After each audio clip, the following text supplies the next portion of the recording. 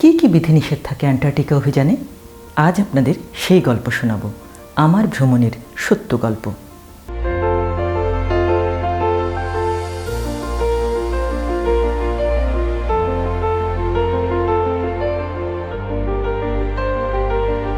জাহাজে আমাদের একটা রাত কেটে গেল, কিন্তু রাতে 1 মিনিটের জন্য ঘুম হলো না, কারণ জাহাজ চলছে একটি উত্তাল সমুদ্রের ওপর দিয়ে, যেটিকে বলা হয় ড্রাক প্যাসেজ। সকালে ঘোষণা এলো নাস্তার, গেলাম সেখানে, দেখলাম প্রায় অর্ধশত বাহারি খাবার সাজানো আছে টেবিলে।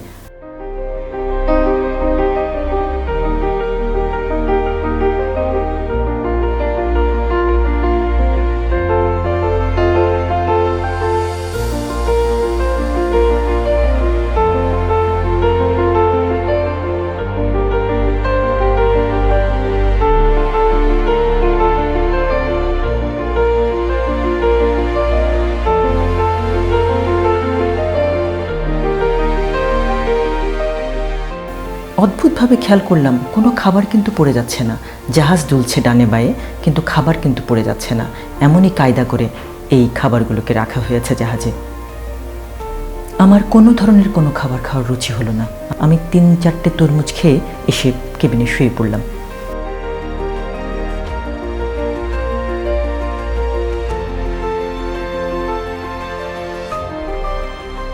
কিছুক্ষণ পর শুনলাম রিসেপশন থেকে আরেক ঘোষণায় বলা হচ্ছে অত্যন্ত জরুরি একটি বৈঠক হবে, অর্থাৎ অত্যন্ত জরুরি একটি লেকচার আছে এবং প্রত্যেকে ওশেনাস লাউঞ্জে উপস্থিত থাকতে হবে।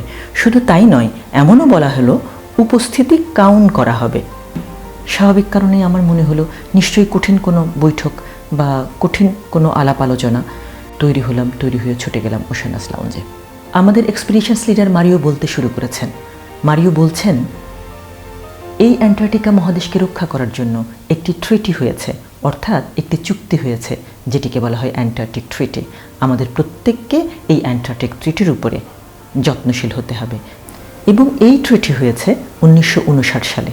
প্রথমে 12টি দেশ এখানে স্বাক্ষর করেছে, এরপর ধীরে ধীরে স্বাক্ষরকৃত দেশের সংখ্যা বেড়েছে এবং এর সদর দপ্তর হচ্ছে আর্জেন্টিনার বুনোস আইরেসে।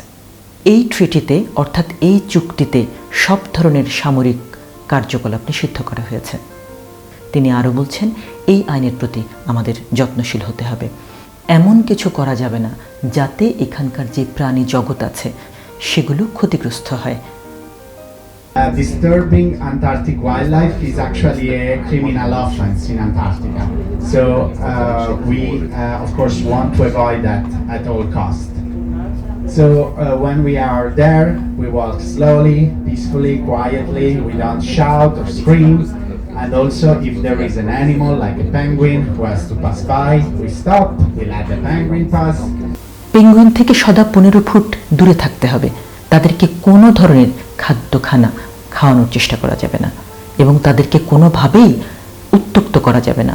আমাদের এমন কোনো আচরণ করা যাবে না যেখানে তাদের স্বাভাবিক যে কর্মকাণ্ড সেটি ব্যাহত হয়। অ্যান্টার্কটিকায় যে প্রাণী জগৎ আছে, যেমন সিল আছে, পেঙ্গুইন আছে, তাদের সামনে চিৎকার চেঁচামেচি করা যাবে না, অট্টহাসি দেওয়া যাবে না।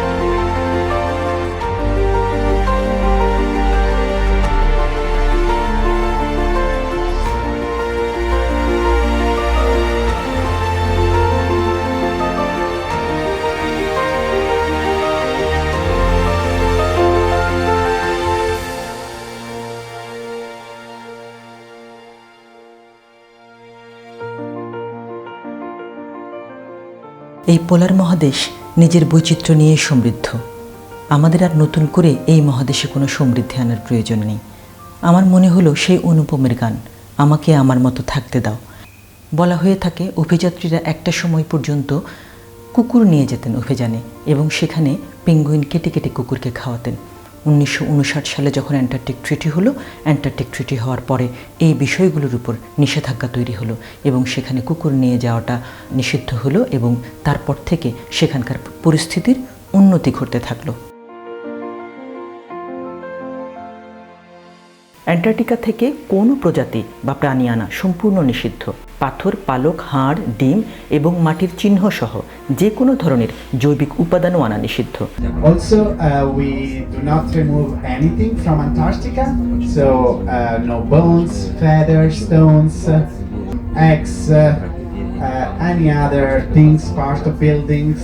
We cannot bring anything from Antarctica. We don't paint on rocks, on snow, and we have to keep in mind at all times that all Antarctic species are protected. We are guests in this area.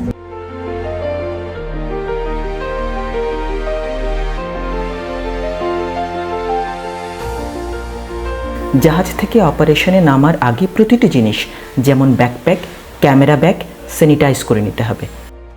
আমার কাছে মনে হলো ভাগ্যিস camera sanitise করতে বলেনি।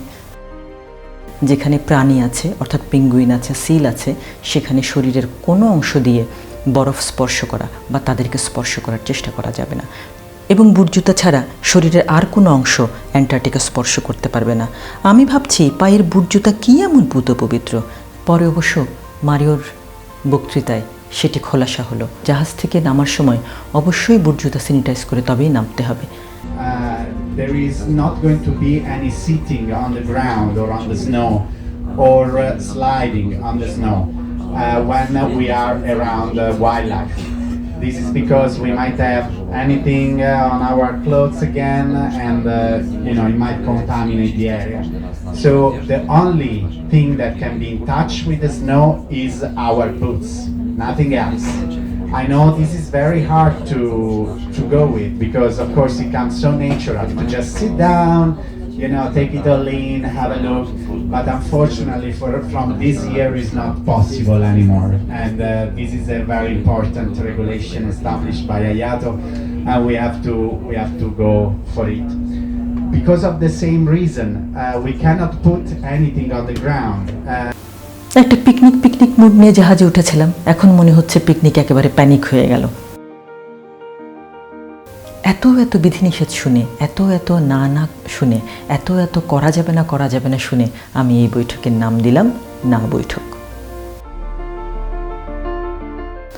একটা সময় আমাদের এই জরুরি বৈঠক শেষ হলো, কিন্তু কোনোভাবেই শরীরে আরাম পাচ্ছে না। জাহাজ অনেক বেশি দুলছে। সকালবেলা রিসেপশন থেকে একটা সি সিকনেস ট্যাবলেট খেয়েছি, কিন্তু সেটিতে কোনো ধরনের কোনো উন্নতি নাই শরীরের। ঘুম তো দু চোখে নাই। মনে হচ্ছে সকালে যে 3 টুকরা তরমুজ খেয়েছিলাম নাশতায়, সেগুলোই পেট থেকে বেরিয়ে আসবে। আমি দ্রুত ওশেনাস লাউঞ্জ থেকে মাতালের মতো আমার কেবিনে পৌঁছে গেলাম।